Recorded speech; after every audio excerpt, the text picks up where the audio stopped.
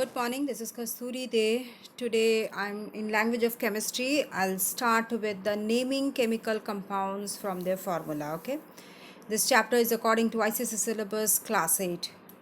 So how to name chemical compounds? There are certain rules to follow so that we can name it correctly, okay?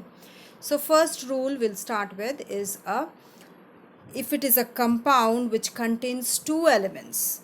If a chemical formula is a compound of two elements, it is known as binary compound, okay, such that one is a metal, okay, two elements, so one is metal, another is non-metallic part. So the metal is the first part and the non-metallic part is at the end. It should be written at the end, okay.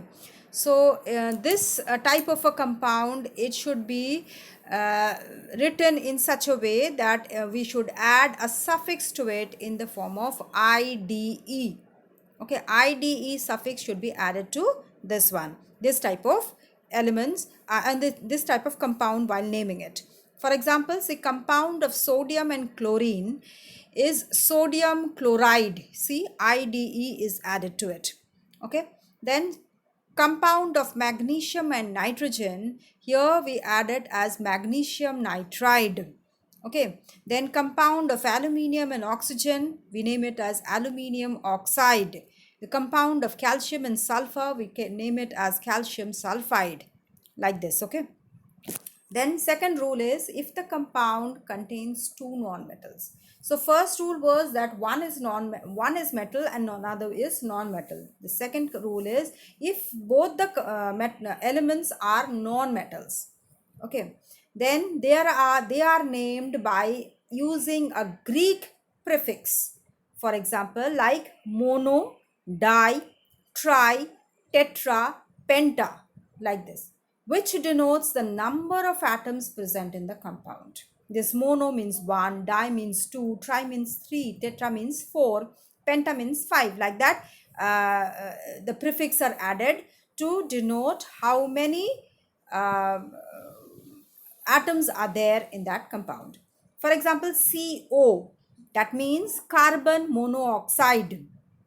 Okay, monoxide. Then CO2, carbon dioxide. Then NO2, nitrogen dioxide.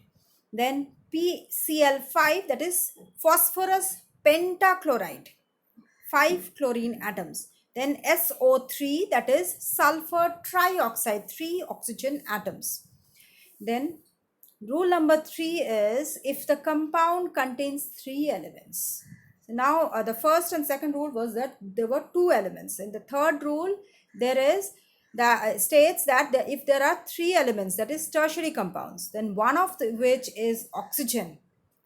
Then in the 3 elements, one of them is oxygen. Then we name the compound by adding a suffix, that is ate, okay, at the end, provided there is only one such compound, one oxygen atom is there, then only we add the suffix as ate. Okay, if there are two compounds and the one with one more oxygen is named as suffix ate ending, and one with less oxygen is named as ite. Okay, see, if there are two such compounds, that is tertiary compounds are there, two compounds are there, one with more oxygen. For example, see sodium nitrite and sodium nitrate. Okay, both of them have tertiary compounds and same type of compound. Only thing is difference is that oxygen atom is more in sodium nitrate, oxygen atom is less in sodium nitrite. So the more oxygen atom in the compound which has more oxygen atom, we add the suffix ate, and the compound which has less oxygen atom, we add the suffix as ite. Okay, again another example is calcium sulfate. See, 4 oxygen atoms are there in calcium sulfate. Again calcium sulfite, 3 oxygen atoms are there, same type of compound, 3 compounds, 3 elements are there. Okay, see here we add ite. Now rule number 4 is that if in a compound oxygen is less than oxygen present in the compound ending with "ite," then it is given the suffix as hypo. Okay, if the oxygen atom which is there in the compound which is ending in "ite," like that is like calcium sulfide, we have 3 oxygen atoms, no? If it is less than 3 oxygen atoms, or if it is, see in sodium nitrate there were 2 oxygen atoms. If it is less than 2 oxygen atoms, that is only 1 oxygen atom is there. So in that case, because in those atom which had the suffix as "ide," the oxygen atom was certain amount of oxygen atoms were there. But if it is less than that, then we add a prefix to it, that is hypo, in the beginning. And if oxygen present in the ending with "ate" is more, okay, 8 means the oxygen atom is higher category, that is in sodium nitrate, that is 3 oxygen atoms are there. Calcium sulfate, 4 oxygen atoms are there. In these cases, see, if the oxygen atom is more than 4, or in case of sodium nitrate if it is more than 3, then what happens, we add a prefix as par. For example, KClO has the potassium oxygen atom which is less than that of potassium chloride. Potassium chloride had the formula KClO2. 2 oxygen atoms were there in the name of ITE.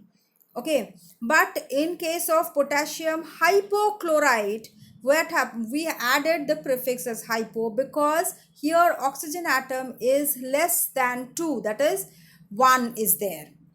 Okay, next is second example is KClO4. Here oxygen atom is more than the suffix which was added to KClO is more, that is in case of potassium chlorate, the oxygen atom was 3, but in potassium perchlorate the oxygen atom is more than 3, that is 4, and that's why we have added to it a prefix, that is per.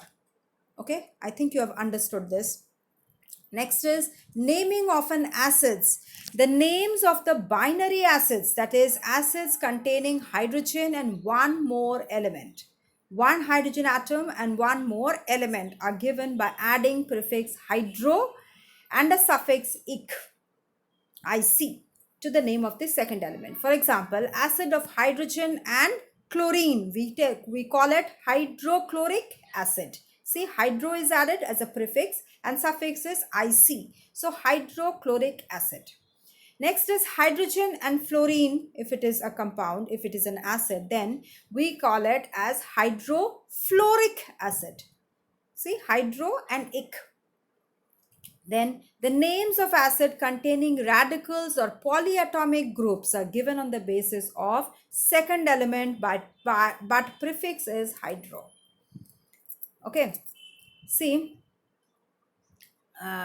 is not used here. The hydro is not used. If it is a polyatomic, that is more than 2 atoms, then what happens, we don't give the prefix hydro in the case of acid naming, in acid naming case. Okay, for example, see, H2SO4, we call it sulfuric acid, not hydrosulfuric acid or something like that. We omit that hydro.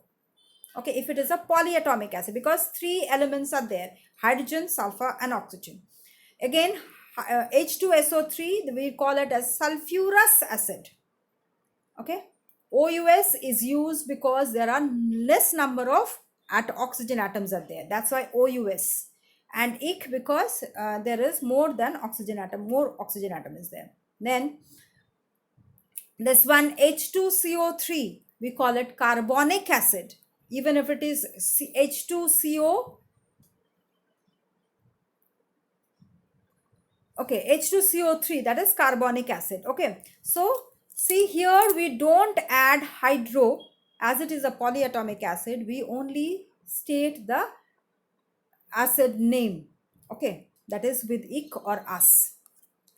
Next is naming of the bases. Bases containing OH radical. The base contains OH radical and are named as hydroxides after the metal name of the metal. So, for example, see NaOH. So, the metal name is sodium, Na, and OH is hydroxide. So, it will be named as sodium hydroxide. Then NH4OH. So, NH4 is a radical of ammonium.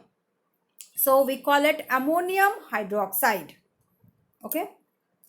Next is trivial names of common as names or common names. See, certain names of the compounds do not follow the systemic rule, the rules which were I discussed before this. That is 1, 2, 3, 4, like that. So these are, they do not follow this systemic rule. They are known as trivial names or common names. These compounds are widely understood by their common names. For example, see, common name of nitrogen hydride is known as ammonia. We don't call it as nitrogen hydride, but we call it ammonia, NH4. Then common name for sodium chloride, that's a table salt. We don't call it as sodium chloride, mainly we call it as table salt, NaCl. Then common name for hydrogen hydroxide, we don't call it as hydrogen hydroxide, we call it H2O. Okay, that is water. We call it as water. So I'll stop here. I'll continue with the rest of the chapter in my next video. I'll start with the chemical equations discussion. How are they formed and what will be the different types of equations and how are they like how to write those chemical equations. Okay, so I'll start with this in my next video. Please go through this. Do write in the comment box. Share with your friends, do press the like button, and also do subscribe to get the notification of my next video. Thank you for watching and have a good day.